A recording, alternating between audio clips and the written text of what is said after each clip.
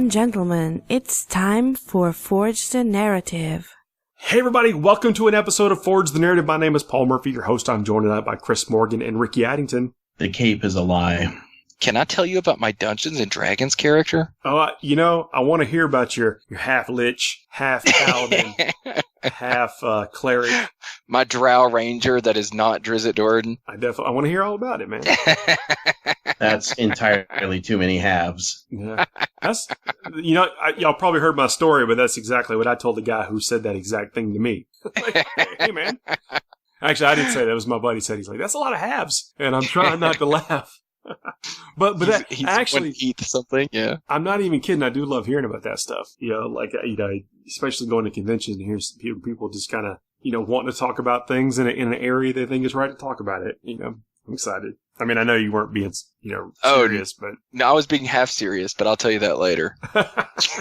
I'm late to the show tonight because I was playing Dungeons & Dragons. Oh well, I hope you got critted to death. No, I actually fared pretty okay. You're not going to trick me into talking about it. We're done now. Oh, see, we already started. So let me tell you. Let me pull out my character sheet here. Oh, man. So some big news. There's apparently some type of licensing agreement between Games Workshop and Marvel. Marvel Comics, one of the lesser known studios. Not a lot of comics come out of there. Just kidding. Oh my gosh, that's huge, right? Like freaking Marvel. What was it? Somebody said that somebody made a Disney princess joke, and I can't remember what it was. We have those debates now about what is the one about Abaddon being a Disney princess. Is Celestine a Disney princess now? Yeah, we legitimately have those. I'm interested to see. I mean, obviously, it's quick to think that a comic line but they've had their comic line before, so maybe some wide distribution with comics. Maybe it's something that's the Disney Plus streaming thing. Maybe it's more TV stuff. Well, I mean, with Marvel getting in there and that being Disney, gosh, I mean that could just open up tons of stuff. But just say Warhammer Comics, but I mean, once you're in, yeah, that's what I'm saying. It's like you're in. When Disney got Star Wars and got Marvel, and they kind of just relaunched the whole Star Wars comic line. I really enjoyed what they did with the Darth Vader comic, and so I'm really excited to see with what they did with the Star Wars comics, and if they can bring that kind of care to 40k and give me gritty, exciting, grimdark comics, I am in. They're going to get my money. There's no way that doesn't happen. What Marvel can bring is like proven talent, and not just in writing one story, but linking multiple stories together, continuity, distribution, different fan bases, name recognition. Whatever, I'm down. I'm excited, to see what comes of this. Mm-hmm. Well, they're getting my money. I mean, there's no way that's not happening. Right. Oh, so let me jump into it. We are the Bell Lost Souls podcast. I wanted to issue an apology to everyone that I said that the Stormhawk Interceptors probably not that good. Because I think they are pretty good now. Did something happen, Paul? Well, did something happen? But point to me on the model where the Stormhawk touched you. It's that I think it's really good. And where before, I was like, it's just a couple of assault cannons and some stuff or whatever.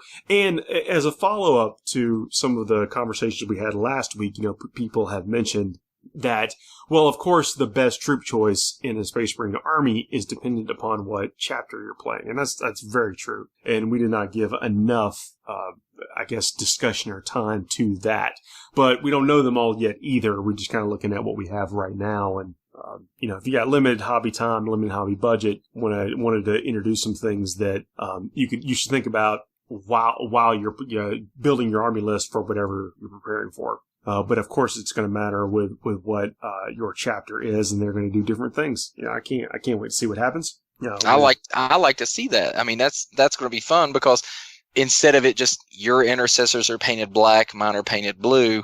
It's which troop choice you're going to see a variety of all these troop choices being on the table, and that's just it's more variety. It's more lists. It's more creativity. I'm excited to see that it's not a a cookie cutter for all the chapters. It's fun we get to have that conversation. Yeah. But no sooner did I make my 3-flyer list, did the ITC come out with a statement on how they're going to handle models with vehicles with the fly keyword at the next tournament. I forget what the name of the next one, their next, the Frontlines Major tournament is. But essentially, with whatever mechanism for whatever vehicle with fly, that you measure to, so you measure the hull or the base, that profile has to completely fit on things above the second level, or the first level. So second level above on a ruin, a hill, I guess, or whatever. So if an entire repulsor doesn't, if the terrain doesn't completely support the entire with no overhead of a repulsor, with zero overhead. Now, am I allowed to say I think that's ridiculous? Well, we just clumsily explained it, but it's really not that hard to understand. I understand. Yeah, I understand. I'm saying I don't want to like. It's not complicated. We kind of fumbled around with it, but it's not a complicated thing. Yeah, basically, if it fits on that piece of terrain entirely, then it can sit there. Otherwise, it can't sit there. Yeah, so you're not going to have like repulsors or other big tanks kind of teetering on the top of the edge of a ruin or something like we've seen being really annoying. That's really what it is. It's just kind of annoying. Just creates a lot of feel bads. And I don't know that it's outside of the intent of the rule. The rules are kind of specifically written, but it definitely has annoyed a lot of people. So it comes down to a lack of interaction going on.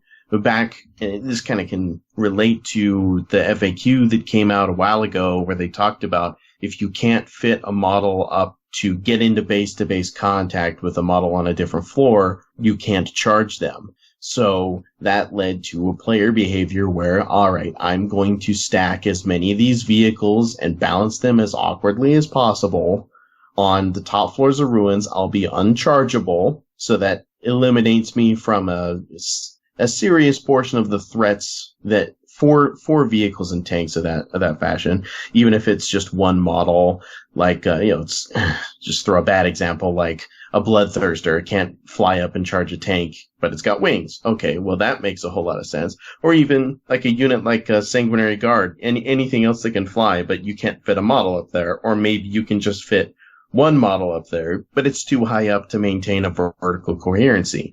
So people just exploited the crap out of that. It was being abused. I mean, that's basically what it was. I mean, intent aside or whatever, it's a physics problem to solve in the game. I mean, there's, all pieces of terrain are not created equal. I think it's, where do you err? Where does it fit in the wobbly model, kind of type of, thing, and that's what people were doing. They were basically abusing the wobbly model privileges to balance their vehicles places where they shouldn't be, or would not have been able to balance otherwise, creating a lack of interaction problem, in addition to just being annoying. To play devil's advocate, if you're willing to set a $100 model that you've built, painted, all that onto a 1-inch parapet, a foot off the table, hey man, kudos. Sometimes whatever it takes to win the game. Yeah. Well, there are enough people out there like that for it to become a problem. Not that there's a majority of people who are like that. Yeah. But when one person does it and a bunch of other people see them get away with it and have it be okay, then the copycats kind of come out. And whether it's someone being that guy, which is rare, or if it's just, hey, if he can do it, I should be able to do it. Yeah. That's fair. Yeah, and it doesn't always start by being, with that guy or whatever. Sometimes it's very innocent, and then it gets exploited and abused and copied 1,000 times by that guy. Sometimes somebody just happens to see casually that guy doing it, and they decide to do it without trying to be exploitive. That's just the way things are done around here. Yeah, I'm always against seeing new rules be put into place. I like to play what GW says, and me personally, we never run ITC terrain rules. We play true GW rules, like, true line of sight. We never deal with that with terrain. I don't like having to add. You're not a magic box advocate. Yeah. I don't like it. If your terrain sucks, man, put something over those windows. It's but I feel it takes away from the game when I can clearly see a vehicle and then I have to pretend I can't. I hate that. I hate the feeling of that.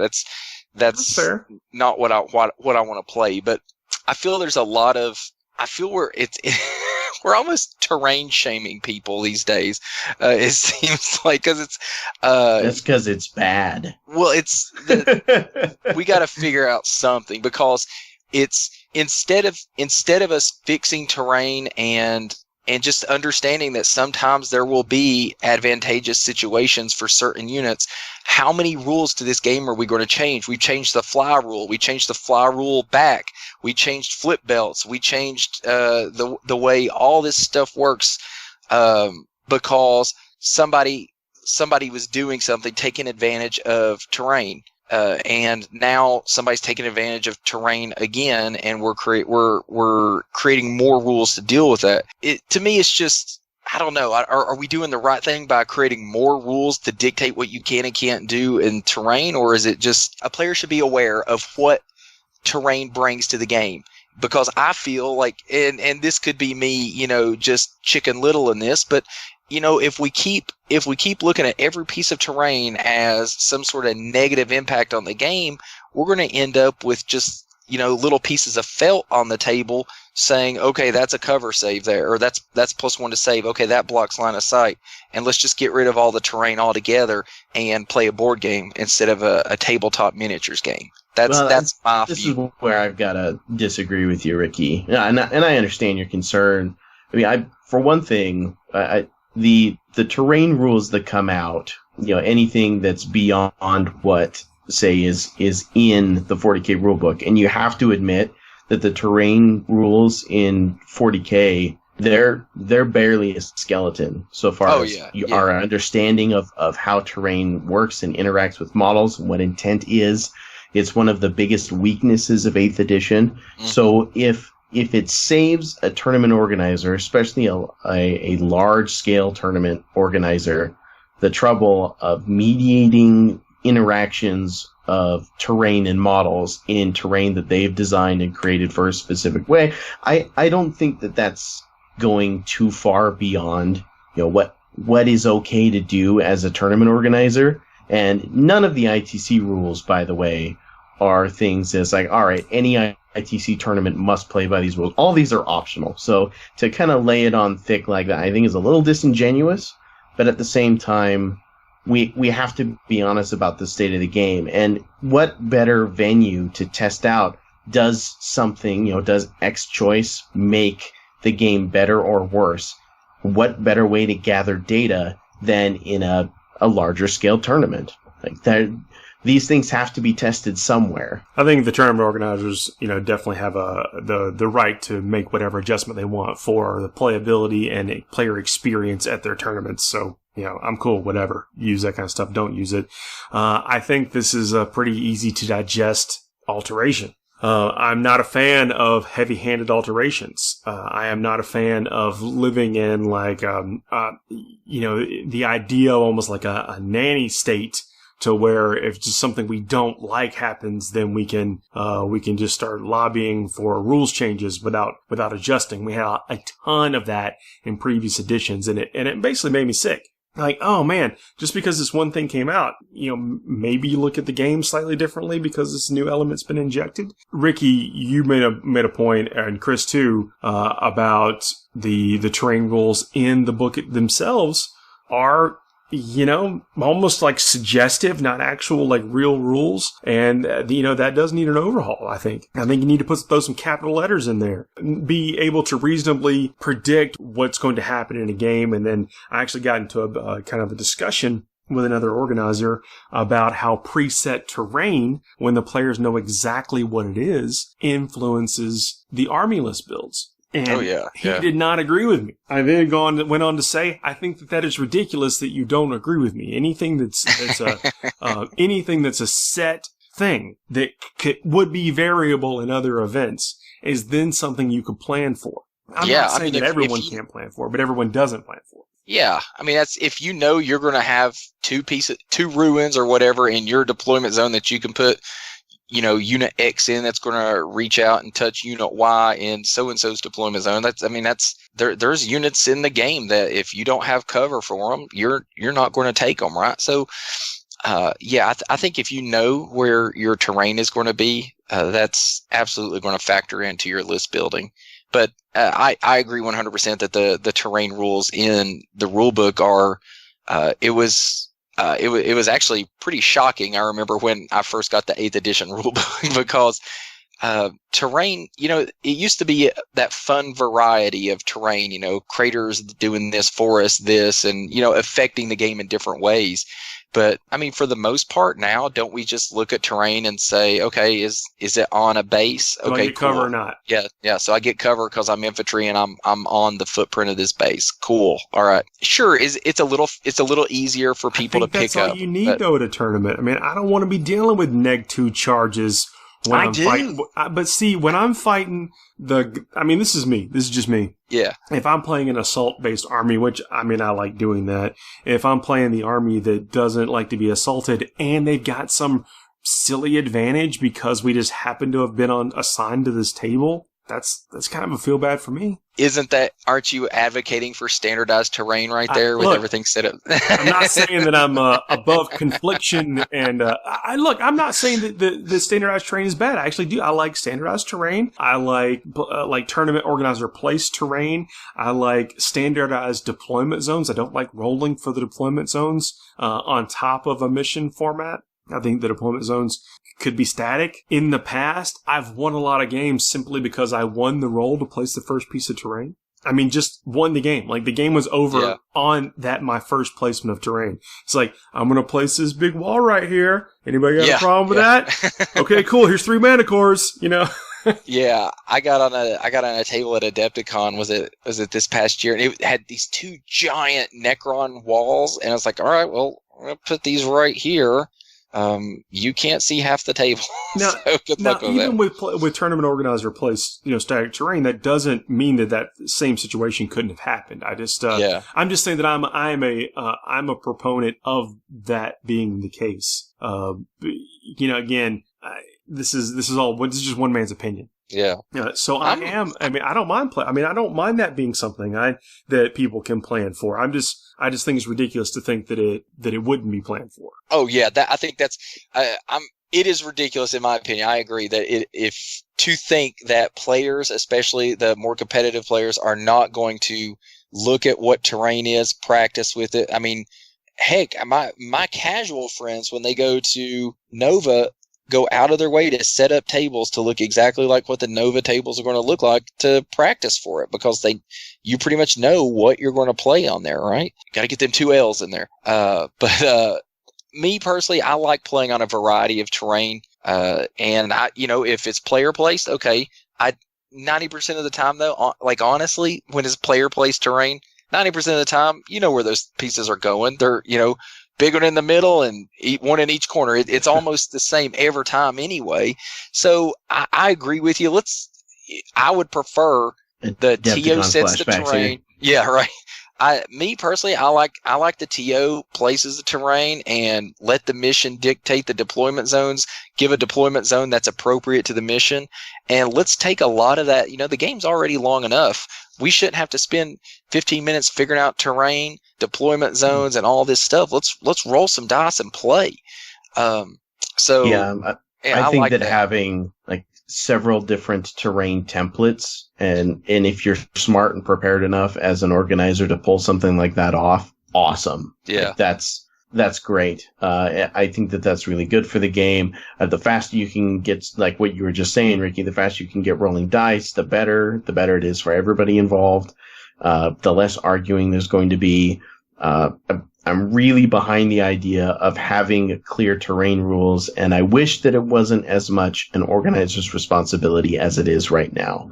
But right now it is. Yeah. And so you just got to know what you're getting into. And to everyone else's credit, I mean, when you're dealing with people like certain ones that I know of who have said, well, there's no rule saying I can't put my model on its side. And stuff like that. People that you have to write an extra 90 pages of rules for, and even then they're just going to try and poke holes in. It's like, okay, you're just a fun sponge. Get out. I don't want to. I can't take anything that you say seriously from this point on. Yeah. Wait, so there's I certain can or I comments. can't? What's Yeah. the Yeah. Yeah. Yeah. The answer is no, Paul Murphy. The answer is no. I'm never You're banned from my next tournament for even asking. anything of the sort. But I have balanced a model or two, in a precarious spot.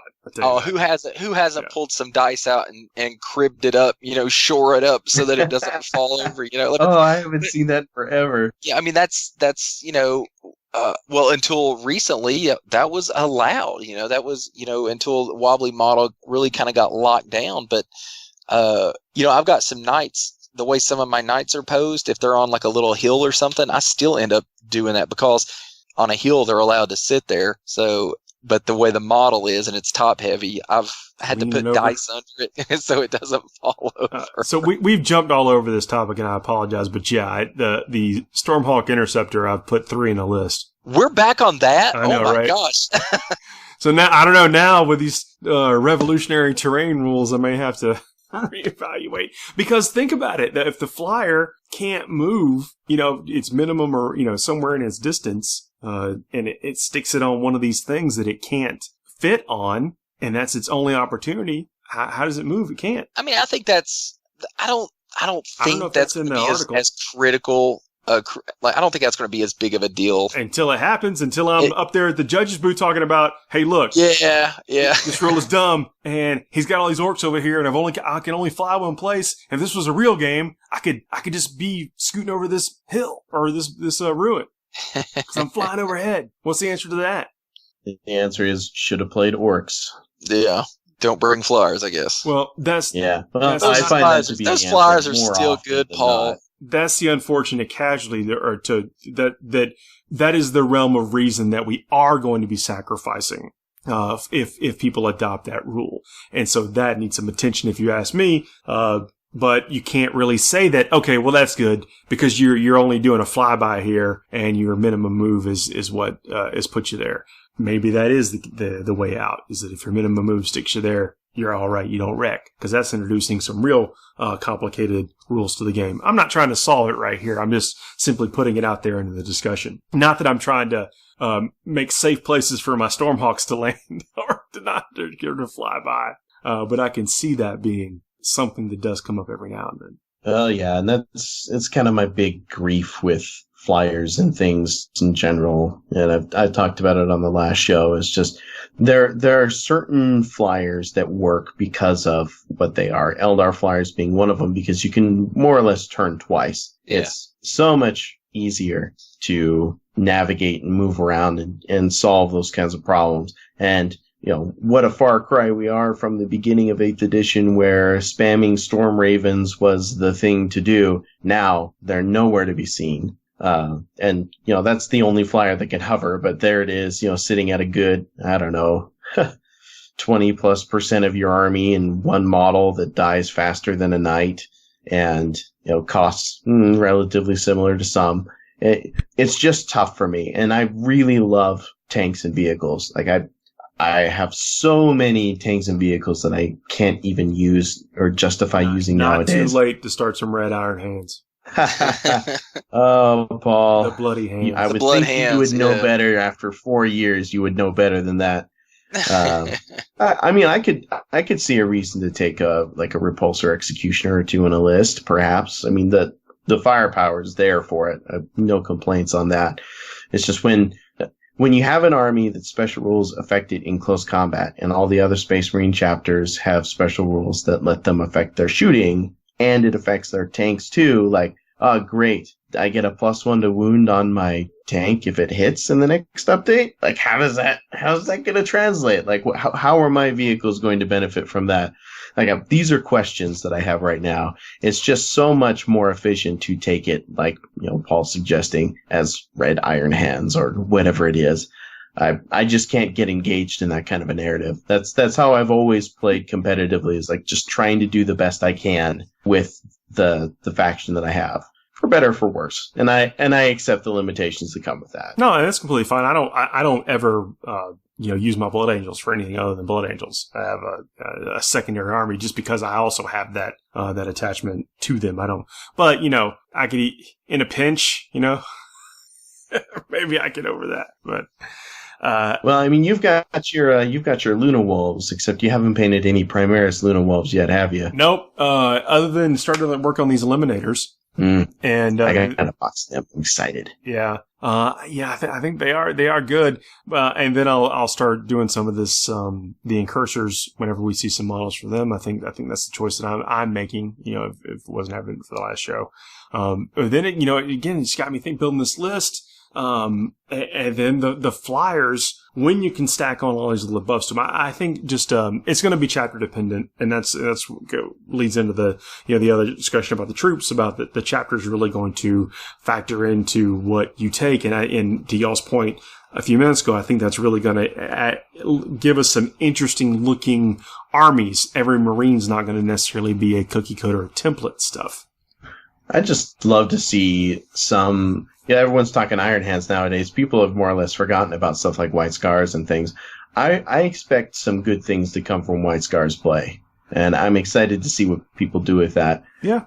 If only I had invested in them when they were cheap. There were a bunch of painted White Scars armies left over from 7th edition that were floating around, and I never picked them up. Ah, well. Snooze, you lose, man. They have a lot of tricks in what is the most important aspect of the game. That's moving models. It's kind of funny, like just how much we talk about moving models. We were just talking about, moving flyers, it's so important. Spend some time, even if you're just kind of practicing by yourself, with moving models around. Like, what does a 3-inch consolidate look like? What does a 6-inch, consolidate look like? What does a pile-in look like? What can you really do?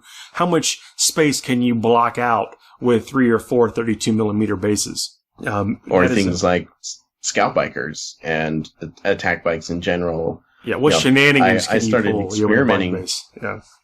Yeah, I started experimenting in some lists with some assault bikes and attack bikes, and I really actually got some good use out of them. The movement was super useful for running up on objectives, and I had them kitted out with grav because that was the thing to do when I built them, and it actually surprised me how I could put threat on things like Custodian Guard or certain vehicles and things like light Eldar vehicles with these weapons. So maybe dust off some of those things you haven't been using. I would love to hear from people if they've taken something that with the new rules works a little bit better than it used to. Yeah, some a little unconventional. I'm with you. Let's take a quick break. We'll come back and talk about how all our hopes and dreams for Howling Banshees. FTN is brought to you by Discount Games Inc.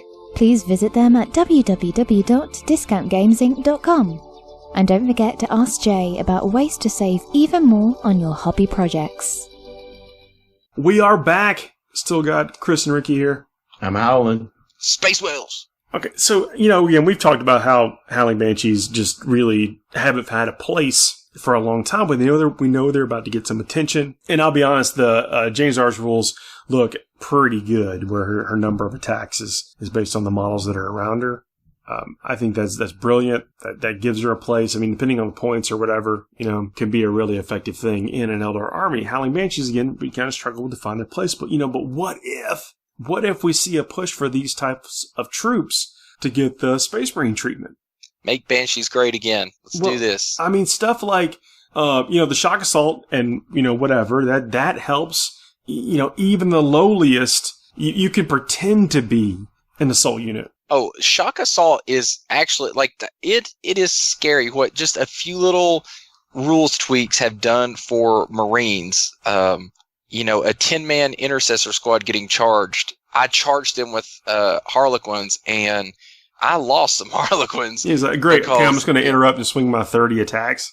Yeah, I was like, yeah, that's a thing now. So just being able to just give Howling Banshees just a little bump could actually bring them back to viability. And we're completely wish listing right now. This has no bearing in reality or whatever. We know nothing about this. But what if they actually always wounded on 3s or something? Wow, that is wish listing. I mean, I know that their weakness is supposed to be that they're all strength 3 and that their power swords are but what to do with it. But that is like a holdover from like a bygone era. I would love to see them be absolutely deadly in combat. I love seeing all the different aspect warriors on the table. I think that's just so cool. That's always been like, to me, the most exciting thing about the craft worlds is all these different Eldar focusing on these very specific ways of fighting and having that variety on the table. And the idea of the Howling Banshees has always been so cool. It's just the rules haven't lived up to it. They've always looked great too. Great models. Yeah, I mean, over the time periods, I think they've always been good models. Yeah. I think one of the biggest challenges for them, we're talking about attacks previously and like their ability to wound things. I think even more than that is just how difficult it has been to get them to where they can chop the things.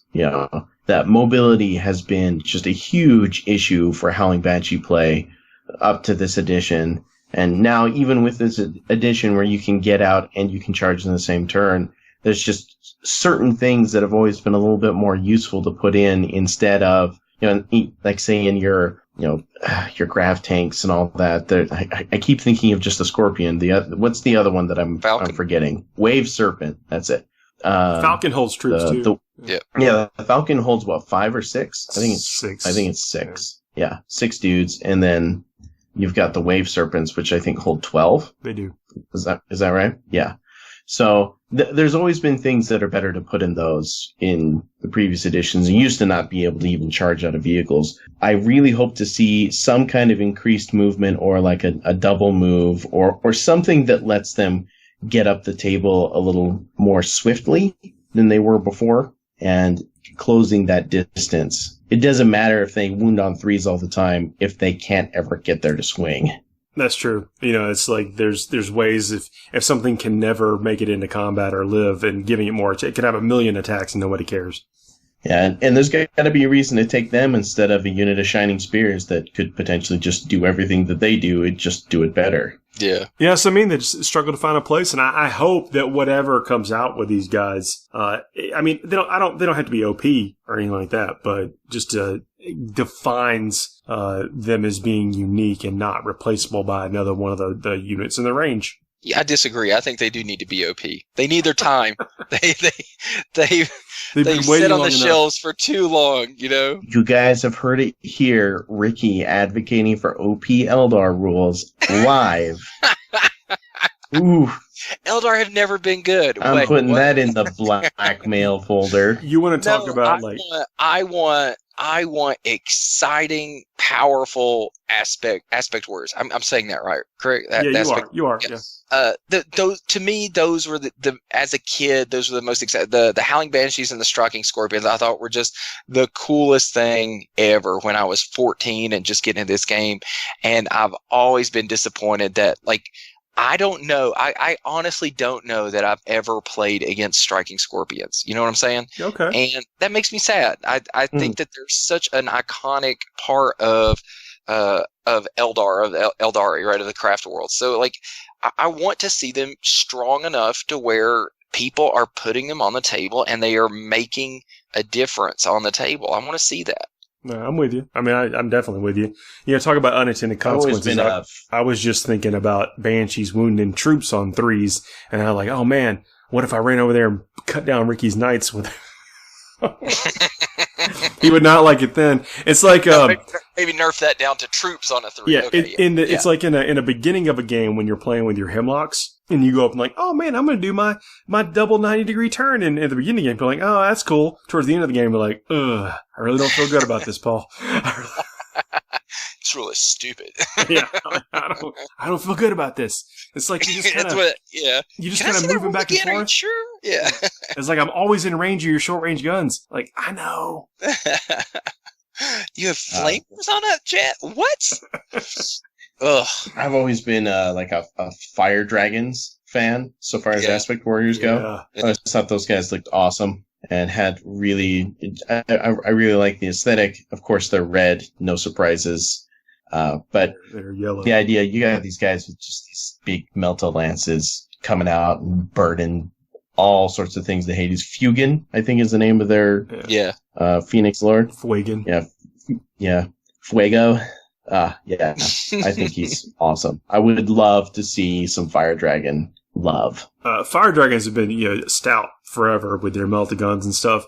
And I would always take the flamer option on the Exarch. I mean, really, for the longest time, like going all the way up into like 5th, 6th edition, I would advocate, no matter what army you were playing, find a way to work 1 or 2 heavy flamers into your list. Well, they're just, especially now, they're so annoying when you forget that your opponent has one. But you get D6 auto hits or whatever. Yeah, you're like, oh crap, yeah, you said that at the beginning of the game. My bad.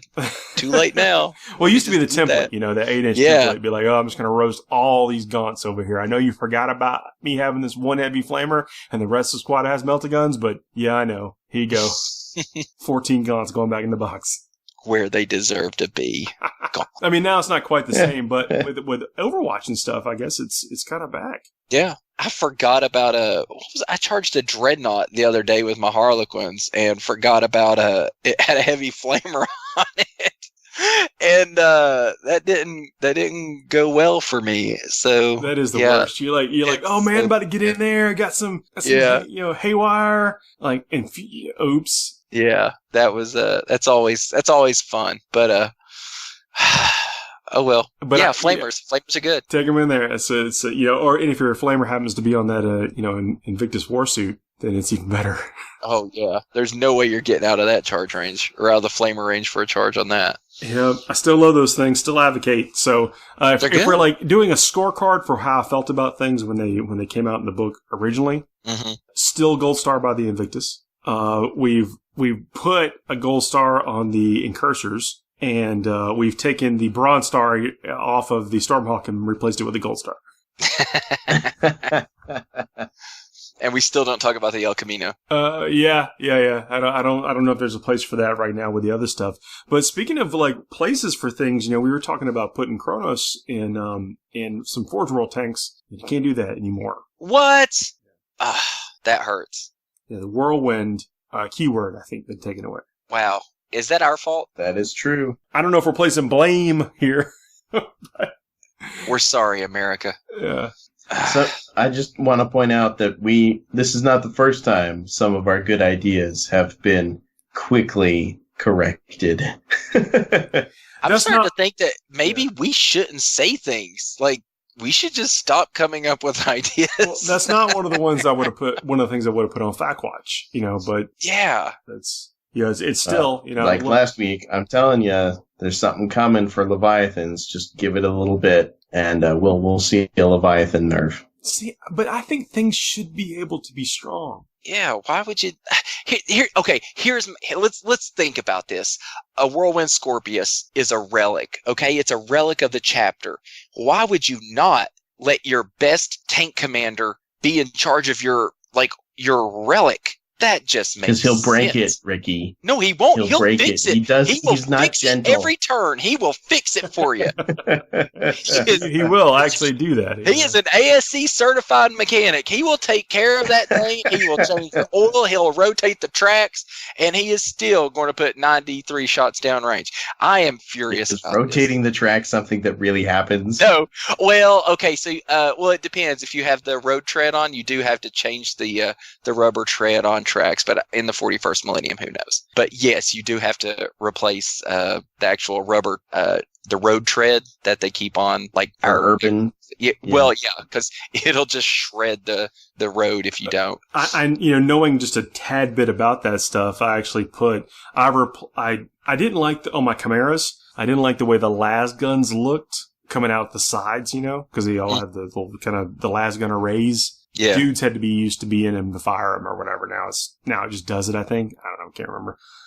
But I didn't like the way the las guns kind of looks poking out of there. So I would take them off and I would put unused tracks up there because I'd heard that all tanks carried extra tracks, like in the real world in case you slipped one or whatever. Yeah, yeah. I don't know if that's true. No. Some actually have like a extra. There's tons of extra bits, just like you would have spares for your car. The tanks will have those. And then I always like the old Atlas recovery vehicle that Forge World has. Because we have that in the Army. We have a Mike 88, which is a recovery vehicle. It's a tank tow truck, and it's basically an Atlas, but it's for our tanks and stuff. So I always thought that was such a fun thing because it's like we actually have those. So I always got a kick out of those. I am furious about this though. Cronus, get your butt back in that world with Figure out a way. You find a way, buddy. I mean, you're a big deal. Well, see, now he just has to have his data slate errated to say Relic Hyperios.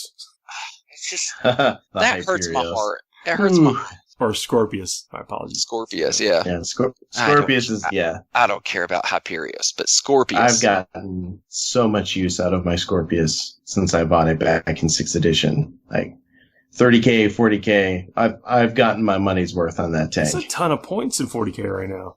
It is. But now, totally. It is a lot of points, but there are certain situations where that thing just does some work for you. And I ain't saying it's the best tank out there. Now, with the new Space Marines book being able to make it fire again, and with Cronus in there, to me it was a no-brainer. That thing was fantastic. But without being able to put Cronus in there, that's a big hit. But still, you're still getting fire twice. Yeah, you're 3 times if you pop the stratagem, right? So that's what 90.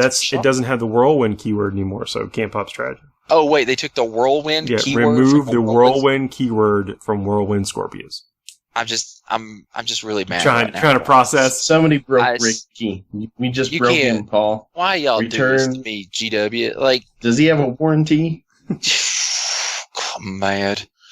I'm looking at my Scorpius over here at the display case, and I'm just mad.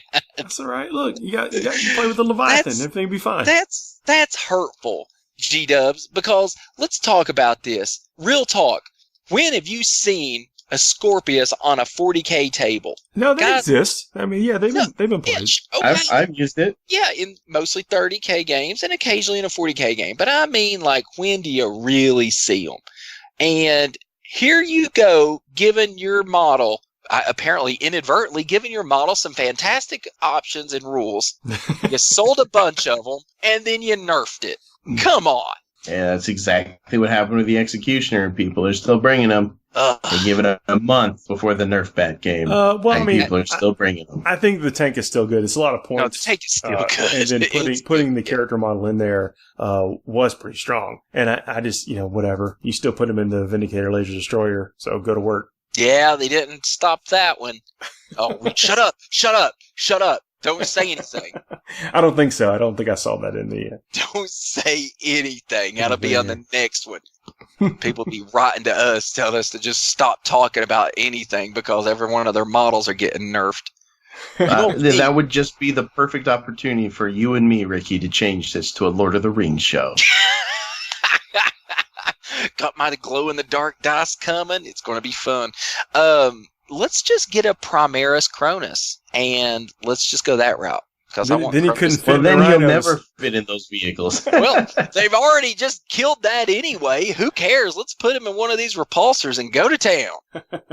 The repulsor super strong. Repulsor Executioner is so good. Oh man! So that's I think that's got the gold star. I think I was lukewarm on that one. It's scary, it's not a comfortable feeling to say, all right, let's take a 300 point transport, right?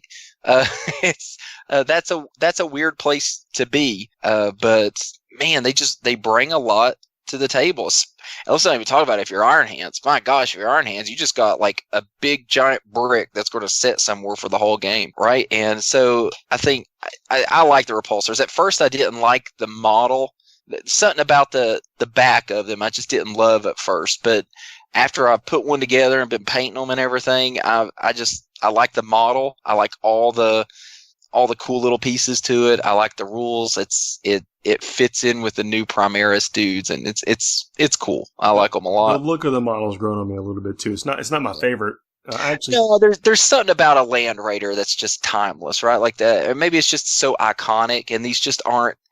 When you think of the iconic Space Marine vehicles, we don't think of repulsors, at least not yeah, yet. they're not there yet. Yeah, probably. Yeah, I do like but, the look of the Stormhawk, though. I mean, that's not even messing around. I do like the way it's got that enclosed compartment. It looks real sleek. It looks very similar to that cool Landspeeder Forge World used to have, or they probably still have it.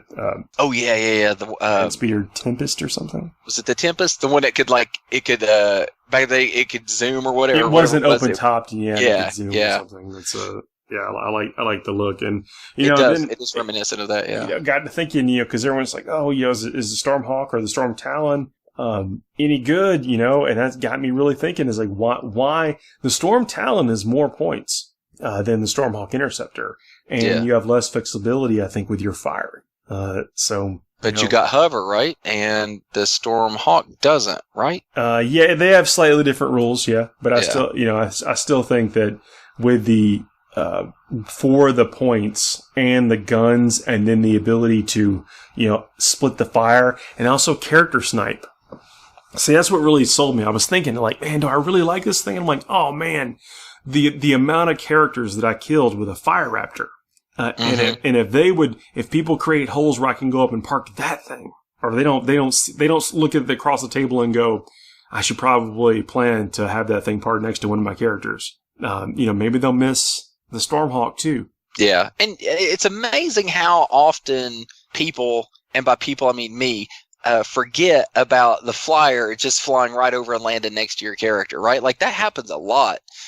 So you can usually catch people, drop your flyer in right next to their character and just pop them. Unless you're me with a Dark Talon, and then I just miss with my Rift Cannon every time. Single time. Every time. Yeah. Rift Cannons and Melta Guns.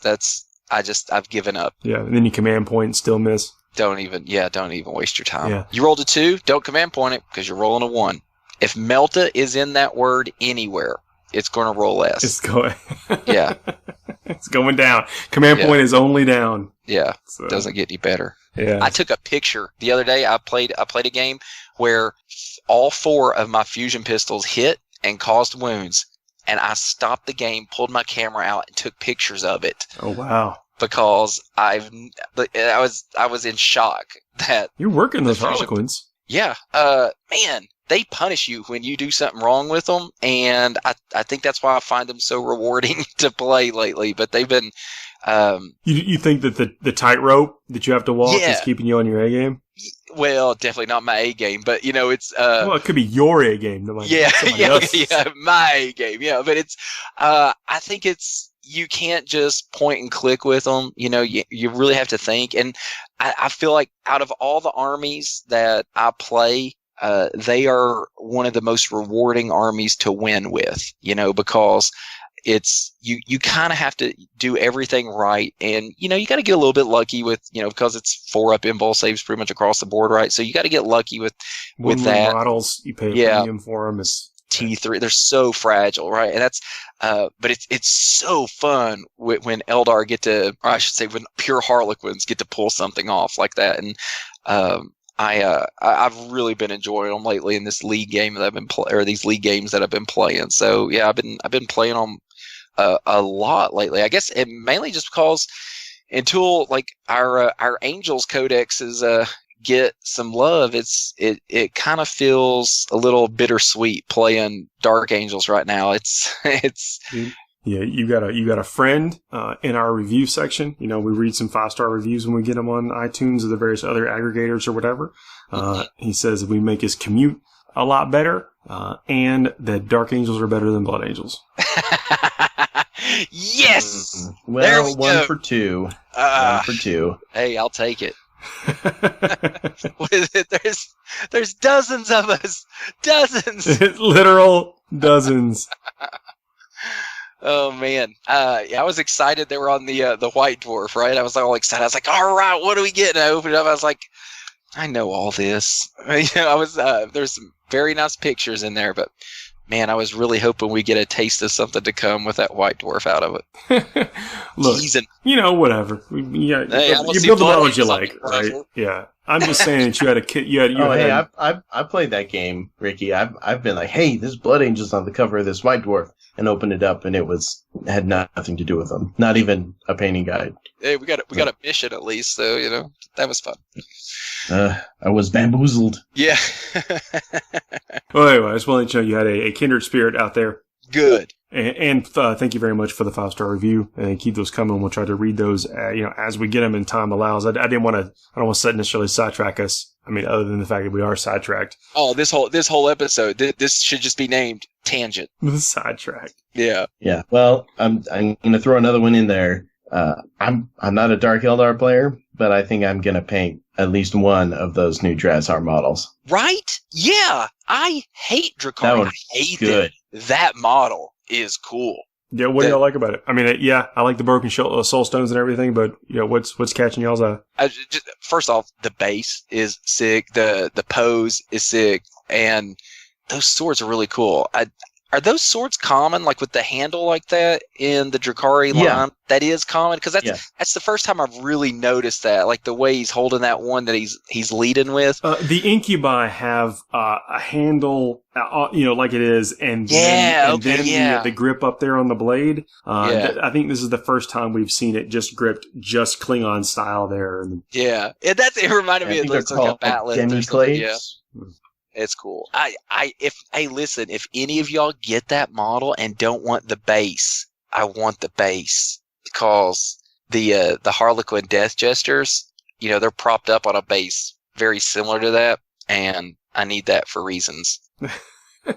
Well, the stuff that I really like about this model is it's got a lot of motion to it. It's moving around quite a bit, and I liked it when I first saw it, and then I saw the video where they did kind of like the 360 pan around, and it's really excellently designed and modeled. It's got a lot of motion to it. It's got a lot of tiny little details in there, a lot of sharp, dangerous-looking edges, right down to the little spikes that are on the end of the demiclaves that are on the knee pads and the things, and the very chitinous-looking plates that he's got. He looks like he's a really like respectable character. The height of the base gives him a lot of like prestige and importance visually in comparison to several of the others that we've seen in the previews. One interesting deviation that they did with him was his horns. Now where they're pointed up, they used to be kind of curled back behind his head, almost like very, very, dare I say, Twi'lek. It's like a chaos. And he had kind of a praying mantis style blade look to him. Now he looks like he fits a little bit better in with the Incubi that he's supposed to be in charge of. So, everything from the motion, the spacing, the presentation, the height, he looks dangerous. Yeah. Oh, he is. I mean, these guys. I feel like I just listened to an art critic or something, like going through a museum. Like Chris, you just hit like every aspect of this model in just like very intimate detail. Like you've been staring at this picture a lot. A holistic approach. Oh, he's got a bunch of attacks. I mean, the rules, we don't know how it all stacks up with other things, but dual blades, when the bearer fights dual blades, he can make 2 additional attacks with his weapon. Damage 2. Neg 2 AP. If he fights with just a single blade, it's neg 3 AP. Plus 1 strength, though. It's very strong. And then when resolving an attack made with a melee weapon by this model, an unmodified wound roll of 6, add 2 to the damage characteristic of that weapon for that attack. So that, look, I mean, having a dude hoof it across the table, you want him, of course, to be able to punch things. We were talking about that. If he makes it, it's going to be deadly. And he's got all of the power from pain stuff that he benefits from as well. Open top transports he can jump in. I mean, it's going to be... Oh, yeah. I mean, the Dark Eldar have never had that problem that the regular Eldar did. Craftworld Eldar. They've always had the ability to run up the table and hop out and engage in combat. I think that he's I'm hoping that he's going to be good enough for people to consider taking as a character assassin, because that's what he's supposed to be, right?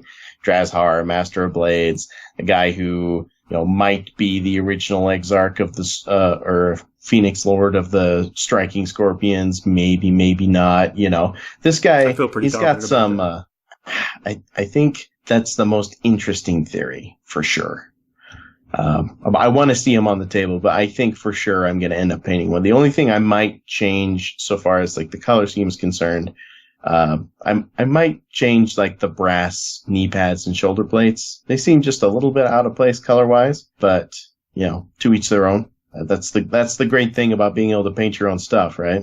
Yep. And whatever. I mean, these guys have a standard color palette for the squad, but nothing to say you can't mess with that. I mean, you compare him to what's his bucket from the triumvirate of Iniad.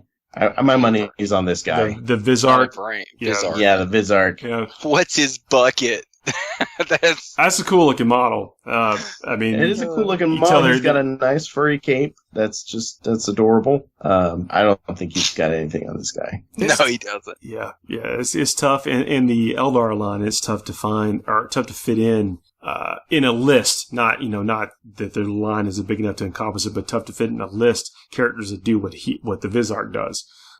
In a Drukhari list, this seems like, something maybe this guy's stats seem to be like something they'd be interested in, but who knows? Yeah, we'll have to see how he fits into everything. But at the end of the day, even just for art's own sake, I think I need to pick one of these up and paint it. I've got a friend who used to play Dark Eldar that maybe he would appreciate having it for display. Be a nice gift for him. Well, I have the reviews up. I'll read another one. 407 podcasts to go. We had Gen 1 podcast. Then came the 4 horsemen of Kirby killing off many. From the apocalypse and ever dark-burning darkness of Gamora, the epicenter of Tzeentch change came. Not forging a narrative, but the Star Child and Satan brought forth the new generation of competitive but accessible podcast. Thanks for all we do. That was a journey. Wow. Respect. How I cool is love that. Yeah. That was beautiful. That's so much more fun than I like their accents. I'll take that any day of the week. I mean, obviously, we're hoping to get the 5-star reviews because that's one of the ways that people can hear more. That the aggregators bubble us up so more people hear about the show. More people listen. That's one way to support the show. Click the link or the click the comment of the 5s and everything. And not that we don't appreciate people being critical too. I mean, that's part of what that's there for. But message us for that, Ricky. maybe. Well, Ricky, at least in that case, the compliments for you. I don't actually have an accent, so at least someone's saying something nice about the way you speak. Everyone thinks they don't have an accent. Yeah, but everyone's got really an accent. don't. Like I'm about as generic Milk toast food accent as you can get in the United States. Thanks for the reviews. Keep them coming. Thanks for listening. You guys got anything you want to add before we get out of here? Finishing Moves will be back next week. I actually got back to the hobby desk. I painted a goblin, single goblin. I think I mentioned this before. But I got some instructions to make him look punk rock. I'm like, oh, what's punk rock? Checkerboard pattern? I don't know. Seems to work for the orcs. Well, maybe we could fit a finishing moves in the near future about some of the new flame techniques I picked up for my fire slayers. That sounds like a good idea. I think that's so we got a couple scheduled. Then coming up in weeks, you got checkerboards, flames. If there's anything that people are interested or struggling with, like there's a technique, if there's something that you are trying to do that just isn't working out like you want, if we don't know how to do it, we'll find out and we'll mention it on the show, or maybe we'll bring on somebody that's an expert in it. We'll go ahead and wrap this. Yeah. It's almost too easy. All right. Yeah, go ahead and wrap this up, guys. Thanks for joining me. Yeah, it's a good time. We'll talk next week. Good night. Cheers, man.